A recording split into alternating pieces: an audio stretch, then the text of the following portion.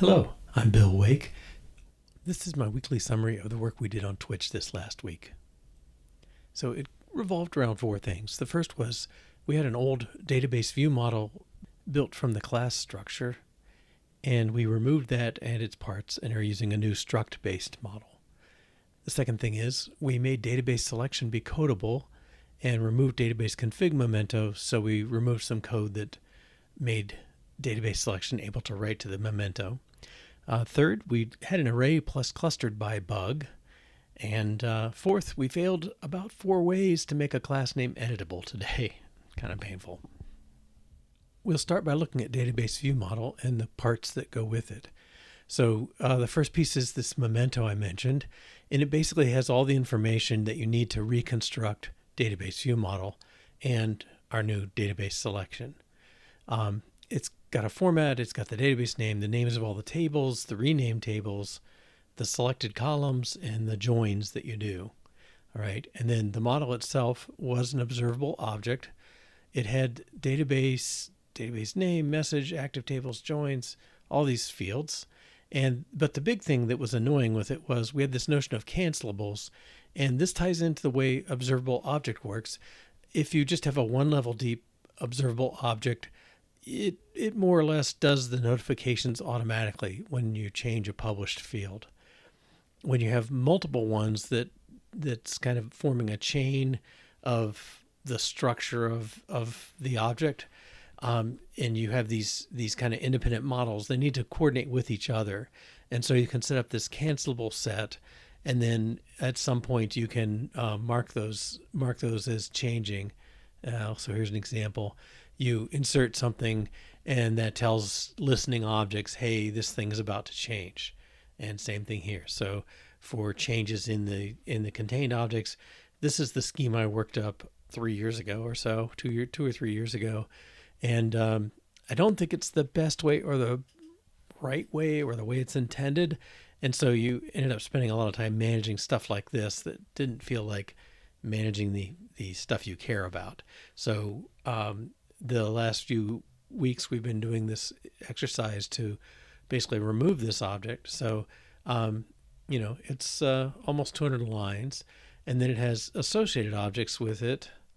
Let's see. So the active tables model and the join view model, those two. So let's look at them. All right. Active tables model is the list of all the tables you're using at this time. And again, there's management of cancellables when you append things, various functions to get pieces of it, and then a duplicate table checker function that says, is it safe to make this rename? All right. And I mentioned my point 4. We're trying to do this in the other model now, and it's turning out to be kind of painful there. All right. The next one was the join view model. And it's also got cancellables, and it has a left and a right. So a join is just table.column equals table.column. We don't do any fancier joins than that. And so you need a left and a right. The parent or the owner class database view model maintained the list of those. All these classes went away this week. So this is 100 lines. This one was a couple hundred. Join view model is probably 100, 115. Table view model, about 100. Okay, so, hundreds of lines went away from this, which was great. Okay, so I was very happy to do that. I'll do a quick walk here. Database selection has database name, the table selections, the joins, but now these are all structs. And so when they change the views that manage them, it's very automatic. You don't have to do any notification or cancellables or any of that stuff. A table selection knows whether the table is included and which columns are included. And a join knows which two scoped columns match up, and a scoped column is the table and the column. So we display it as table.column. So you can say, registration.person foreign key equals person.id, things like that. And this gives you that. So it adds up to a lot less code. I mean, that's 20 lines, 50, not even 50, and database selection's a little bigger, about 60. So, this is something, I don't know, a quarter the size maybe, and much easier to follow how it's working. Okay. The next thing we worked on was this notion of making database selection codable. I don't know if you noticed, but all the elements, even though there's table selection contains, the table, and joins contains scoped columns and so on, all those objects are themselves contain mostly either strings and primitives or other codable objects.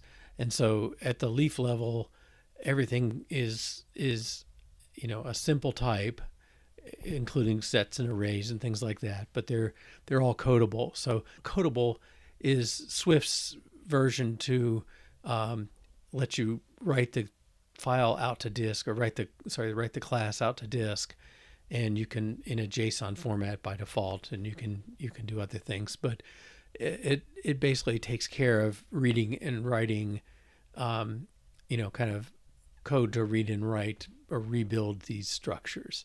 And so now database selection is its own codable object. Before, we had DatabaseConfigMemento that basically contained all these same fields and was codable, and then this thing would have to write to Memento to write into the same information into that other structure, so it was redundant. The other structure was what we needed for the first version's view model stuff, and with Codable, this completely gets rid of that and simplifies all the writing as well. But that worked out pretty well. It I don't know, it took me a couple tries to get everything just right, but mostly you have to go all the way to the bottom, make sure everything's codable, and work your way back up and not skip levels, apparently, for some reason. Okay, so that was pretty good.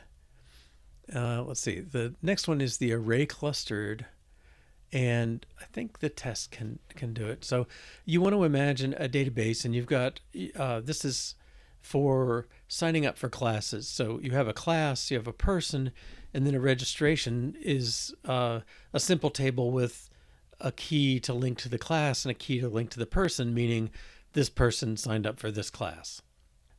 When we're building up these joins, we have all the tables, but if you join some and don't join others, you end up taking the cross product. So this cluster times that table size times another table size, it ends up being far bigger than you probably want. So we strongly discourage it. We do allow it, which may be a mistake, I don't know, but we want to keep track when you link to classes, to tables. We want to know that happened, and so if everything ends up in one big cluster, then you've got no cross product. You've got a thing linked together. If you end up with more than one cluster, that means you have some tables that participate in this cluster and some in this one, and you're going to have the cross product. The reason we have this test in particular is we had a bug in that code. So here's a merger. These are mergers. They say registration relates to class. So registration and class should be in the same cluster. And then we say registration relates to persons. So registration and persons should be in the same cluster. What happened though, so we merge those in, and then we look at the list, and if class connects to registration, connects to person, you should have one cluster that has the three classes, and that's what this set of sets is at the end there. But we didn't have that at the time. Let's go find that code. You have the clusters which map each class. I mean, it's generic and it maps a string to a set of strings. So the cluster is the set of strings, and the string is kind of the key.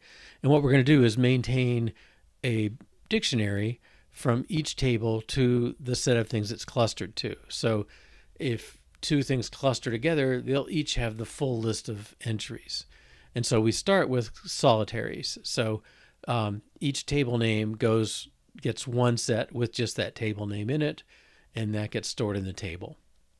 Then we're going to run through the mergers, and the mergers are they're like left equals right, or left joins to right. So we build a cluster. We take the cluster for the left side, that's a class name or a table name, and we take the cluster for the right side, another table name. And so registration joins to person will join the two clusters. So they started out solo or solitaries, and then now we have a set of two. And so we write that union is the new cluster, and we write it to each cluster that, or each class that participates in the union, or each string. We've got the big cluster, and then we tell each participant, hey, you have this big cluster you're in. Now the bug was, I don't know if I can find the version quick enough, but really I did left dot cluster sub left equals union, cluster sub right equals union, and so I ended up not updating all the all the clusters, all the participants. Okay, so in our test example, registration linked to class and registration linked to person, we ended up with registration, class, and person in a cluster because we updated registration and class, and they both included all three of those. But because person didn't participate, it didn't get updated, or maybe it's the other way around, that class came first. But one way or the other, the last one, the excluded one here, class isn't mentioned, and we weren't updating it, so we ended up with registration and class together, and registration person in class for registration in person. So they got the full set. Class did not. It had the registration in class it originally had. So we detected that. Not until I ran the app, though, so I'll admit that. Just didn't cross my mind to worry about the whole cluster, and thought I had it, I guess.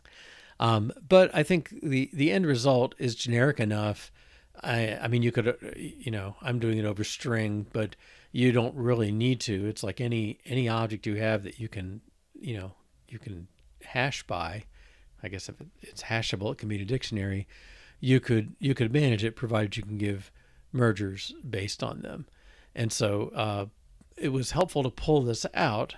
Like I said, it's a little complex, but I think once you get the idea, I'm building solitaries, I'm building unions, I'm storing the unions in all the participants, and then I return for all the participants, I take the set of their clusters.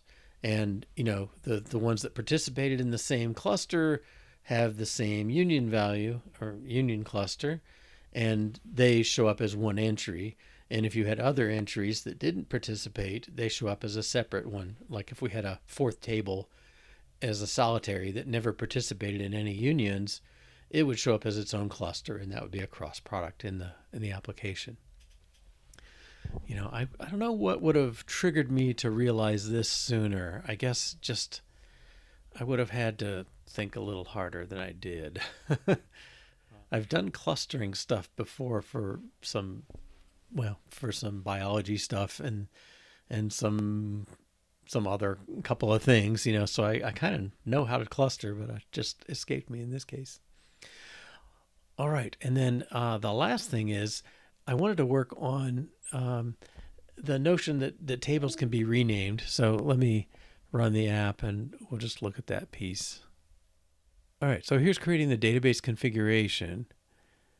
And I've got the notion in the UI right now that you can change the class. It defaults to the initial name, but you could redefine it. So I'll make it class 2. All right. And then what I'd like to happen is the joins would reference class 2. Now they don't now because there's nothing behind this. But this should change to class 2. And if I'd already set it to, class.id equals class.name or something, whatever. And I rename this class 22, this should change to class 22. So the problem I'm running into is kind of like, where am I managing this relationship if this structure for this is a struct, so it's it's an immutable object in some sense.